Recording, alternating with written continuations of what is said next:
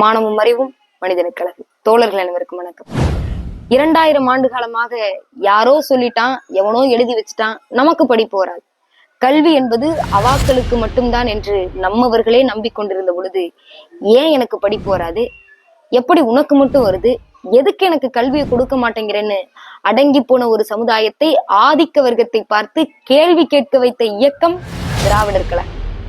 நான் சொல்றதுதான் உண்மை, நான் சொல்றதை நீ அப்படியே நம்பணும், நம்பலன்னா உனக்கு மோட்சம் கிடையாது என்று இதிகாசங்களும் புராணங்களும் நம்மை மூளைச்சலவை செய்த பொழுது, யார் சொல்லி இருந்தாலும், எங்கு படுத்திருந்தாலும், நானே சொல்லி இருந்தாலும் உன் அறிவுக்கு பட்டதை சிந்தி என்று இந்த மக்களை சிந்திக்க வைத்த இயக்கம் திராவிடர் கழகம்.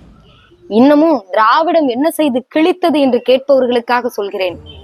இந்த மண்ணில் சுரணையற்றவர்களாக, சூத்திரர்களாக கிடந்தவர்களை சுயமரியாதைக்காரர்களாக மாற்றியது திராவிடம். இந்த உலகத்தில் எத்தனையோ இயக்கம் தோன்றியது, இன விடுதலைக்காக, மொழி விடுதலைக்காக, மத விடுதலைக்காக. ஆனால் அடைபட்டு கிடந்த அறிவுக்கு விடுதலை கேட்ட இயக்கம் திராவிடர் கழகம் மட்டும்தான்.